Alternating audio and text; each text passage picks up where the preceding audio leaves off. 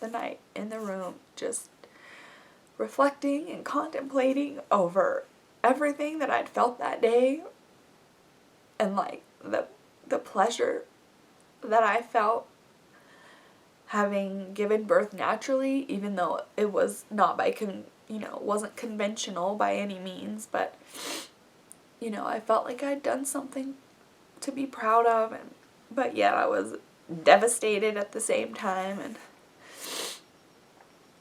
anyway, I went to sleep and I woke up and I felt pretty good the next day. I mean, I felt like Wednesday and Thursday morning that God had given me this extraordinary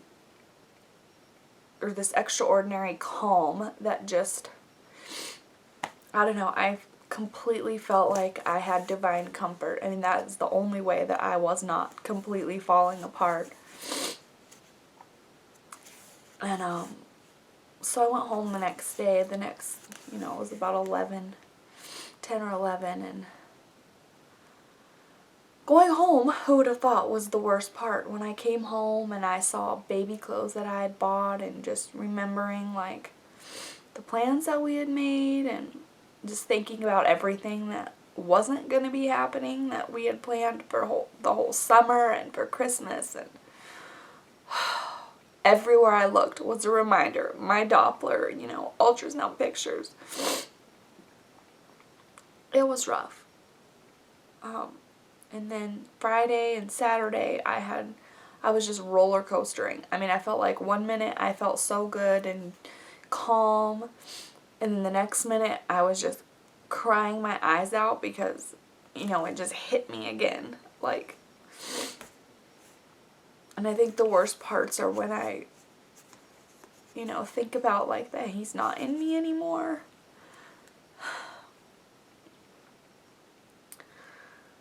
And I don't feel him move. And I know like he is gone.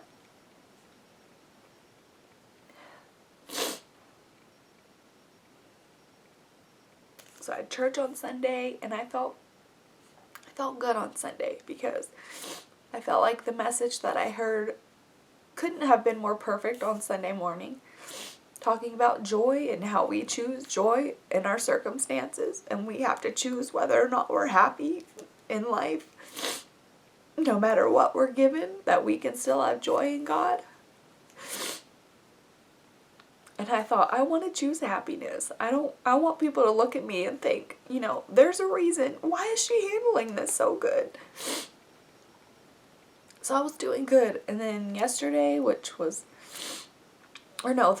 then last night, again, just another roller coaster of emotions. And then today I felt a little bit better. And then I forgot to mention that people at my work brought us food each night, and up until today was the last day, and I just thought, I don't need it anymore. I mean, I feel like I can make my own food now. I mean, I could have then. I was perfectly able to do it, and I actually felt guilty, but everybody just said they really wanted to, so I didn't want to stop somebody from doing something they wanted to do, so I welcomed it and was thankful. I'm very thankful.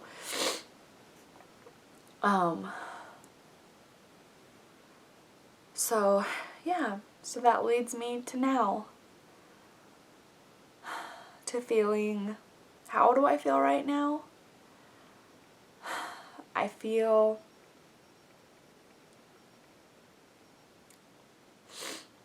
feel empty inside, and I mean in the way that I don't have my baby in there anymore. I know that he's gone and he's in heaven, and I know he's not suffering anymore. So I feel empty but happy about that he's not suffering. I feel heartbroken when I look at my husband and I see how heartbroken he is.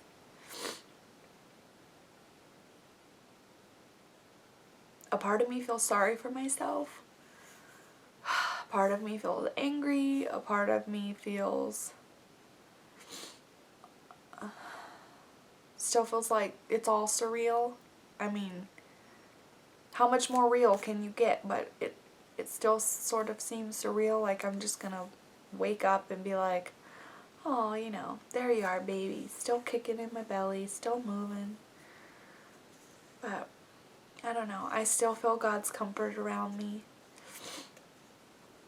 whenever I start to have those moments of, it's almost like a panic attack where the wave of sadness, the down on the roller coaster.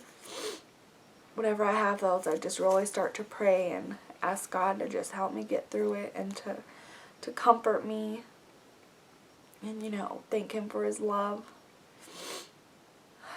But I know we'll get through it, and in a couple weeks we'll have the genetic testing back, and right now we're working on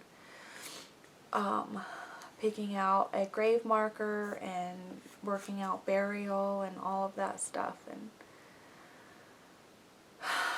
that's been hard. That's been really hard.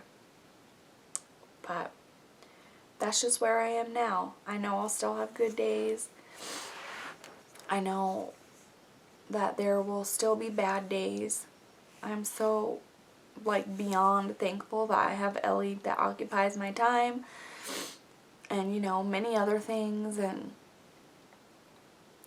I'm so thankful for her just in general, because, she's perfect. She's beautiful, and she's smart, and she fills me with joy, undescribable, and so I'm really thankful that I have her to love, and I have to remember that I have a child already that needs me and loves me and that I love so much, and I have a husband that I need to take care of and love and support, and so that he can let down his guard, I think that's important. His emotional guard. But yeah, like I said, that's where I am now. So I'm hoping that in the future I can think about Will and, it be a pleasant pot. I don't know. Right now that seems really foreign to me, but I hope one day I can just think about the love that I felt for him and feel peaceful about that, and knowing that, remembering the planning that we did and the excitement that we felt for his new life. And anyway, I guess that's it for now. If my story can help anyone, then I'm really happy about that. I feel like God lets everything happen to us for a reason. Whether that sounds cliche to someone or not, I wholeheartedly believe that. It does not make things easier. It makes me be able to get through it. It does. It's a great comfort to me to know that this wouldn't have happened to me if there weren't something or someone that I was meant to help with it, or someone that wouldn't be helped by it, or something better in the future. Not better than our son, but just a better circumstance and situation. And that means everything to me and to us. So I guess that is it for now. Hopefully one day I'll be back to make more pregnancy vlogs, and I'll actually start them earlier maybe this time. But for now, I just want to remember the baby boy that was loved and is loved so much, and just go one day at a time.